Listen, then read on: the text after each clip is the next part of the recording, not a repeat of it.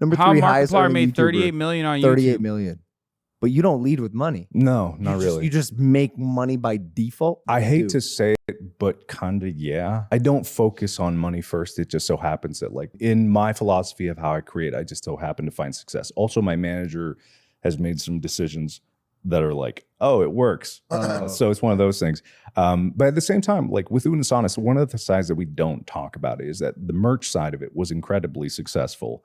It was actually, I didn't even really want to do merch at first. I was like, oh, it's robbing from the meaning. And then the merch sales started going up. And it was like, wow. We should do merch. There was a time during the live stream where it ended where Markiplier is such a good guy. He would never get a $3 million mansion. I agree. Our merch company had bought every single black hoodie in America, every single one at that time. It took 5 months to fulfill every order from that live stream. Oh my God. God damn, bro. I never in any way of this idea was money the first priority of it. And obviously, like, I have enough money. I don't need more money. And I donate a lot of the money that I get to charity. But it's at the same time, these ideas that lean more into these creative and letting go and these kinds of things that are more one-off things and more catered towards an emotion and not really a payoff of like good content. They can be incredibly successful if business is your strategy. Can you run me through your revenue streams? My revenue streams? Yeah. And exact revenues. And then can you your tax strategy? give me money? I could. Yes. Are you needing help? I can help you. Is your addiction that bad? So there's my YouTube channel. There's like Cloak, Distractable, Go, various brand deals that I do. No merch? I give most of my merch that I do, that goes straight to charity. Okay. So I made that commitment like a few years Because you're on that list every year, man. Yeah. And that's hard to do as well. Is it mostly ad rev? Is the majority of that ad rev? Mostly ad rev, brand deals. I know there's something I'm forgetting, but again, this is like how not closely I look at the money. Yeah. I have investments that I make and they've done well. And it's like, I don't even know how they calculate that number because I don't either. I don't even follow it really. No, I don't know how they calculate. I think it might be on your tax returns. Probably. Actually. Yeah. Is that public? I think so.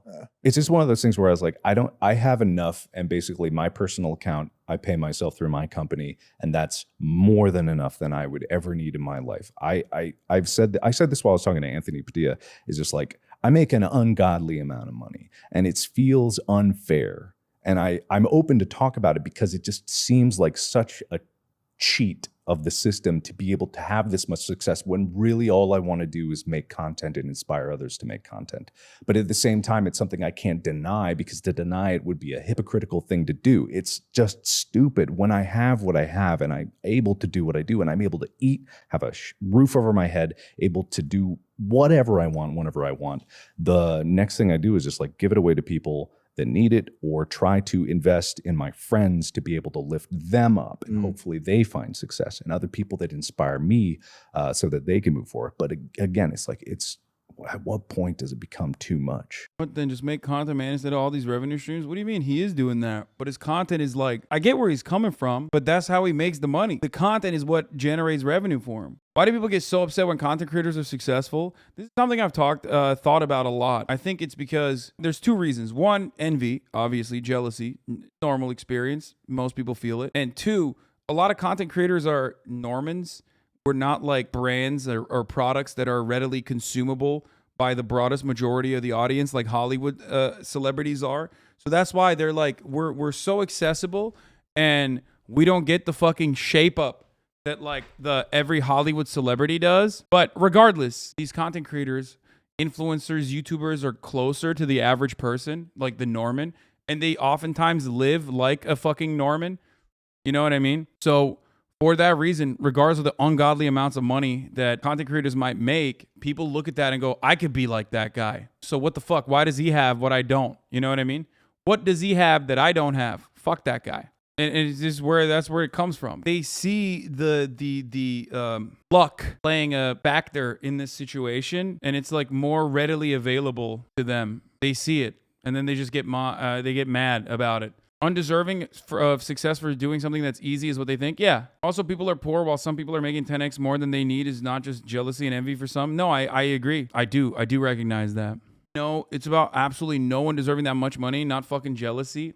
I mean, I agree. I don't disagree with you. I think that it is insane amounts of money. He agrees. The question wasn't why are people immediately readily yelling at these guys. The question also is why are people yelling at these guys and not like fucking Joe Schmo, Brad Pitt, or any other fucking celebrity superstar?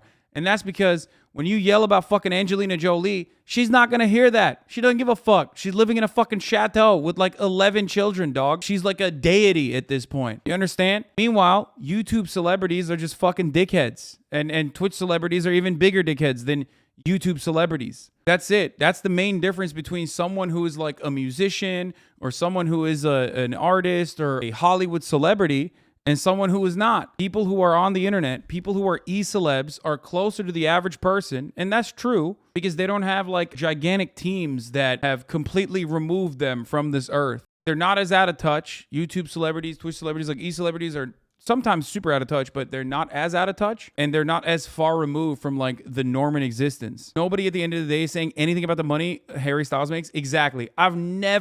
People don't even say that about Markiplier. The only reason why people in this chat are now chiming in about Markiplier is because the title of this YouTube video is how Markiplier made 38 million on YouTube. That's it. I've never heard a motherfucker be like, yo, Mr. Beast is making too much money. Markiplier is making too much money. They don't even say that about them. And the reason is because it's in front of you. That's it. So you're saying YouTube/content creators are easier to bully? Yes, because the way e-celebrities make content for the most part, especially Twitch, is with a back and forth, a steady, constant flow of communication with an audience. It relies on a back and forth. You can directly comment on it and have feedback on your comment. But yeah, say that about Nicole Kidman. Good luck. She's not going to hear it. She doesn't give a fuck. She's sleeping on a fucking pile of dollary dues. Says you ignore us all the time. I wish I ignored you motherfuckers more.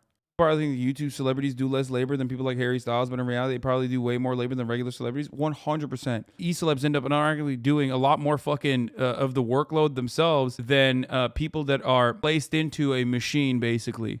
People are quick to get jealous and say, I can do that, but can't even commit an hour a day to the gym. I mean, it's not just that, man. There's a lot going on, okay? It is a lottery. Industry celebrities are literally deified through every single facet of the media. And yes, a lot of people who think they're above that kind of consumption are not. That's the reason why you are literally going and waiting in a line for 14 hours to kiss the queen's feet, to stare at like an empty coffin, because you are socially conditioned. You're not above propaganda. You're not above PR. You're not above marketing.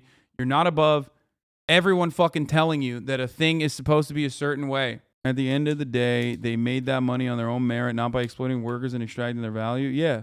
Reminds me, I saw someone on Twitter saying that YouTube content creators are exploiting other content creators by doing react videos. What's your take on that? I don't think it is because some content is created for that purpose, but I thought it was interesting. Yeah, that's a never-ending saga. All content is derivative. All art is derivative. React content is literally the name of the game. Everybody fucking does it, and then everybody complains about it.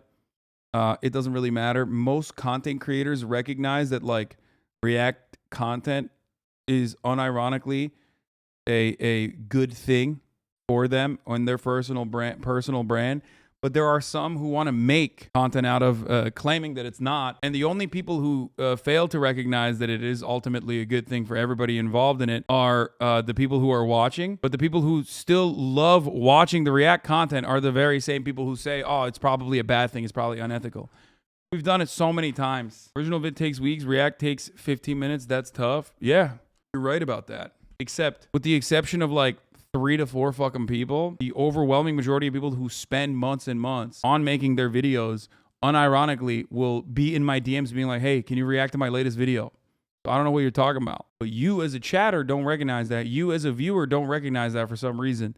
As you currently turned a 3-minute clip into a 15-minute discussion. Yes. I like to use videos as a jump off point to deliver a broader point of mine. Are there certainly moments where I'm just purely reacting because I think the content is entertaining and it will be entertaining for the stream? Absolutely. But overall, the way I use reactions is by using it as supplementary for the most part. I do it regularly. I do it for news content all the time. I know the story that I'm going to cover, but I do think that the better part is getting the news bits out, getting the informational bits out in the most effective way possible, and then reacting to it on top of that. I agree with that. That's mostly why you cover the Queen's death coverage. Exactly. The Queen's death coverage is such a good jump off point for numerous different perspectives that I can that I can elaborate on. I think I got like 5K subs after you reacted to 2 of my videos, lol, Azure Scapegoat. And here he is, freeloading, okay? Not even fucking subscribed. See that? No, I'm kidding. You make great videos, man. It's actually a good point that no one cares about you reacting to news clips or articles, only random YouTubers. No one cares if you react to a multi-million-dollar news corporation clip, but if you bring exposure to a small YouTuber, everybody goes crazy. No, that's not even true. There are infinitely less smaller content creators who hate people reacting to their content than there are the other way around. The one main guy who fucking hated it literally said, I want him to react to my shit. I don't care. I want him to react to my shit. Videos themselves are a form of advertisement too. Creators both need new eyes to retain eyes if they're ever going to grow. Yes. The point is that chatters hate React content because you're stealing views, but creators want it. Yep. You're one of the few streamers I'll watch reactions from because the conversations you start most literally watch the video and pause the comment every 3 minutes or so. Yeah, no, I always